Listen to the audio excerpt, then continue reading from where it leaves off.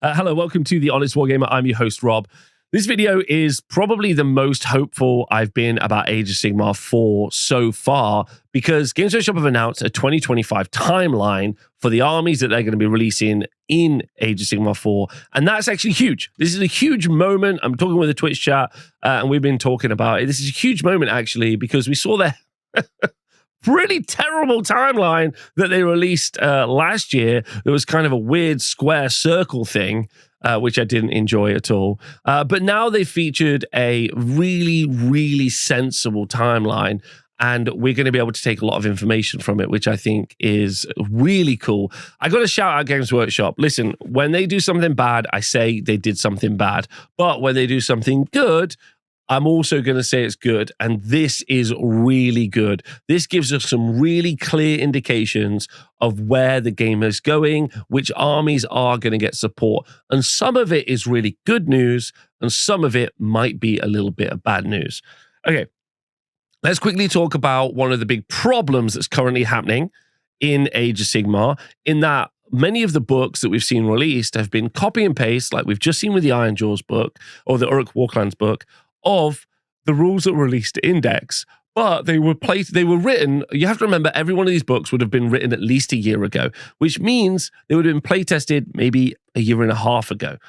So the feedback that they're getting is super, super old and not relevant to the current meta, which is why when the Uruk Warclans book was released with a couple of nerfs in it, apart from that, it was copy and pasted, people were really upset because they were like, I hate this because now this is the most exciting time for my army in 3 years, and the book is really weak source, and that's it. So it's not got a lot of flavor and it's weak. So I think that's a really fair feeling that people had. This gives us some sort of realistic time frame. I've talked about this for ages. The production meta in any wargaming is huge, absolutely huge. If you want to build and paint an Idneth Deepkin army because the release of the book is coming out, I think even if this comes out in 6 months' time, I think you would be really hard pressed to build and paint an army for that. Super detailed models, really nice, loads of negative space to do some cool paint jobs. It's a really cool looking army, but it's going to take you a long time to hobby. Therefore, knowing that where we can see this Nighthaunt is also coming out in the future, knowing that actually I'd like to get my army ready for when the book drops, or actually I'm going to put my Nighthaunt to the side and I'm going to start playing with, I don't know, Slaves to Darkness or something, because I'm going to wait until the Nighthaunt rules come out to see what I should hobby up, is really good. So again, this is why I'm just bigging up Games Workshop. This is really good for hobbyists. This is something hobbyists have needed for a long time, and it helps give us a better idea of what's going to be happening in the game.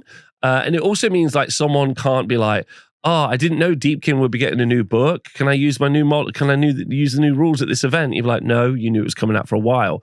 So that's a really, really good thing. And Games Workshop should be applauded for that. All right, let's go look and see what's on the timeline.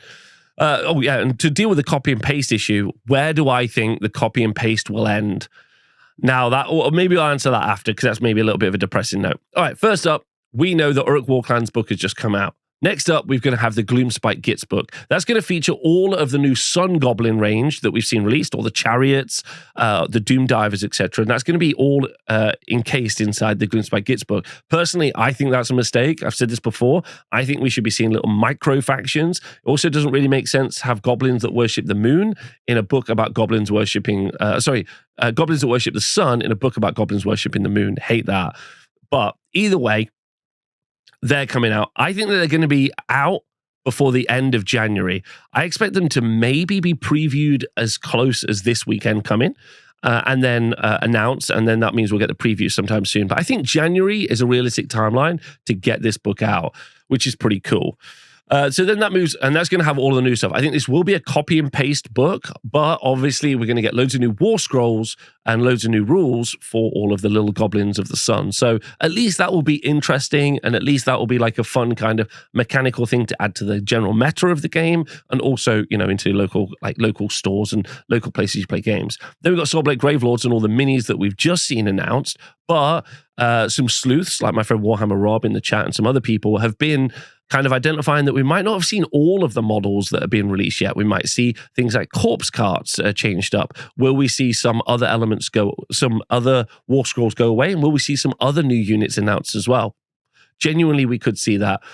With the exception of that, I think we're probably going to see, again, another copy and paste book.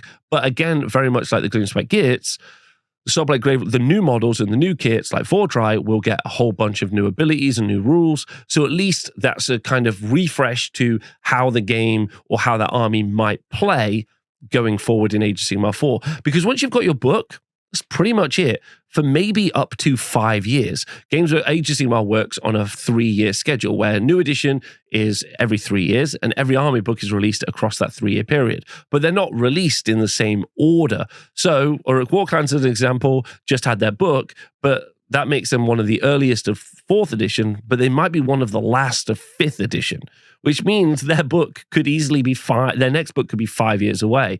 That's why I think some people are a little bit disappointed with the copy and paste nature of the rules, and also the very thin armies of renown and stuff, because that means that that's all they've really got to play with. So something like Gravelords and Gloomspite Gits are at least going to get these fun new additions to their rules and to their units and things to pick up and play with, which is pretty cool. Path to Glory's just come out. It's not really my thing, but I am doing a lore video about that, so there's that. Then we get into the interesting stage, which is the summer, or probably, something like Gravelords I expect to be out before the end of March. I reckon maybe even as early as the end of February. I think we could be that soon. But I'm going to say March to be safe. So then we start going into the Idoneth Deepkin and Nighthaunt, and I'm pretty certain that these are going to be in order because they're ordered. So it'll be Idoneth Deepkin first, Nighthaunt second. This is kind of interesting. I think the Deepkin roster, while really slim, almost has no, it doesn't have a lot of units. All of the units have a very specific role, which is very fun. So it's quite a good book. It's really well constructed in that it's got, unlike Fyreslayers, which is all infantry and some monsters, this has got cavalry, it's got infantry, it's got monsters, it's got these unique eidolons. So it's got a really good profile as an army, and you can collect most of it. The only thing I currently wouldn't pick up maybe is Thralls, to be honest. Everything else seems really fun. Maybe Alapex is the Sharks, maybe not as good as they once were. But the most of it you can collect. Will this be copy and paste? This is the big question mark. This is the big question mark. Currently, the book is being played quite a lot. People are generally playing them at events, having a fun time, doing quite a lot with it, and it's doing okay. Will we see new minis for Idoneth Deepkin? That's super interesting. I think you'll at least see one new mini. We'll get that kind of a special extra character, but maybe not. Maybe these will just be the books that don't get anything. We'll have to see. We did get the Thrallmaster during 3rd edition. We'll have to see what we get for this. I'm going to probably guess for no. Then Nighthaunt. Now, Nighthaunt's interesting because with the Barrow Knights that we're seeing coming out for Soulblight Gravelords, because that's a dual kit that you also build with Hexwraiths in Nighthaunt, that might mean we get a new Hexwraith kit for Nighthaunt, which means we might also see additional models for Nighthaunt as well, but we might also, I know I'm doing a lot of might. I don't know, basically. I'm trying to give you as much context as I can for people just riffing off ideas. So we might see some new minis for Nighthaunt because either Hexwraiths would go away or Hexwraiths might get redesigned. That will be interesting. So those 2 releases. The other 3 releases that we can see on the horizon. So I expect those to be before the summer, and I expect these 3 releases to be kind of during the summer to post the summer, which is actually quite a lot because that means we're going to get 3 battle tomes before probably the end of February, March, and then another 5 battle tomes at least, with the Chaos Dwarf one, which I made another video about, also on the horizon. It's quite a lot of books. That's quite a lot of books. Right, so the first one is Khorne, Blades of Khorne coming out. Now, I think everything post Deepkin might be our Gen 2 battle tomes. What I mean by that is when they started writing the battle tomes, they would have written them a year ago. Normally, it takes about a year before. So that means that the Blades of Khorne book would have been started, because that'll be the summer, towards a little bit after the summer. That means that book will be will be during the kind of edition of the game, like it's been released. So they start to generally change up the rules. There's normally this, people call it power creep, but actually it's more that they just get more imaginative and start creating new rules for stuff, which is kind of interesting. I should also say as well that I'm expecting Idneth Deepkin to also get some manifestations and a terrain. Oh, they've got a terrain feature, manifestations. Nighthorn, I expect them to get a terrain feature because they already have manifestations.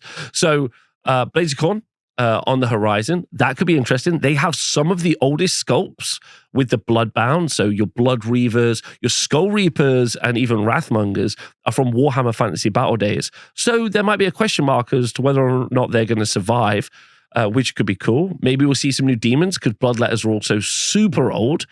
So you could see like a revitalized set of miniatures for Blades of Khorne. We'll have to see. They already have a terrain feature. They already have manifestations. So none of those to be added. We might see a brand new massive Bloodthirster or a centerpiece model, potentially. But I think it's more likely that we'll see the infantry evolved and moved around. Like especially if they do think that if they're going to try and move them to Old World. After that, that's Caradron Overlords. Now this is really exciting because Caradron Overlords has got a pretty singular play style. It's just all guns all the time. It's an army that could definitely do with some additional units. They did release the Codemaster recently. And I think that when they did the Codemaster, they might have been re-looking at doing some KO. KO don't have a terrain feature. They also don't have manifestations. And seeing as both of those two things are things that they're releasing for every army, this could really make this book super interesting. New minis, maybe, but definitely terrain feature and whatever the hell manifestations would be. Are they going to be giant bombs? Are they going to be like some new, like a ship dock? There's a great question around that. And then the last one is Flesh Eater Courts. And Flesh Eater Courts probably will get almost nothing. But this is where I think Games Workshop could absolutely trick us here because we just had the Flesh Eater Courts released really about a year or so ago, maybe 2 years ago, I can't remember. But we had Usharan, we had the Morbeg Knights, we had all of those special characters, which is really, really cool. But yeah, the other option is that it's Daughters of Cain, because that could be Canary, which is kind of interesting. Let's pretend it's both, and we'll talk about it being both. If it's Flesh Eater Courts, this could be Wave 2. I don't think, if it's Flesh Eater Courts, I think probably not new minis, but it could also be Wave 2 of the Flesh Eater Courts release. We've kind of seen ghouls replaced. Might we see like larger crypt horrors? A bunch of different minis could be like Wave 2, which would be cool. If it's Daughters of Cain, that's an army that really needs some additional kits to be released, in my opinion. So if it's Daughters of Cain, then they have a terrain. Do they have a terrain feature? No, they've got manifestations. They don't have a terrain feature. And I think that they need some new kits. Will they get some new kits? I'll have to find. But I'm pretty certain that it is Flesh Eater Courts anyway. So yeah, Wave 2, Flesh Eater Courts. So now, I don't want to get your hopes up. Don't take any of this as like, that is what will happen. I'm just giving you some indication of what might happen. And also, it's worth talking about the fact that these could change around. Games Workshop does mess stuff around, which I think is interesting. So what do you all think? How do you feel about there being a timeline? I love that there's a timeline. I think that this is super, super cool, especially because you can kind of plan a little bit.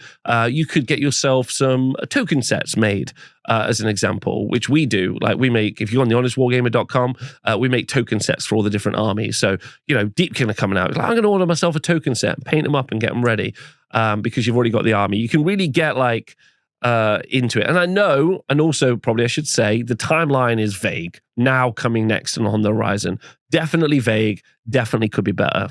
I'm with you 100%. But it's good. It's better than we've ever had. And I'll take that. Pushing Games Workshop to being better to deal with their customers is great. So when they do a good job, we should say, great job, guys. You've done a good job. So I'm looking forward to it. It's going to be a really exciting 2025 for Age of Sigmar. Loads of new minis, loads of new rules. No, maybe loads of new rules. I'm really hopeful for loads of new rules. Let me know what your favorite bit is, what you're most excited about. Thanks to the Twitch chat for hanging out. See you guys soon.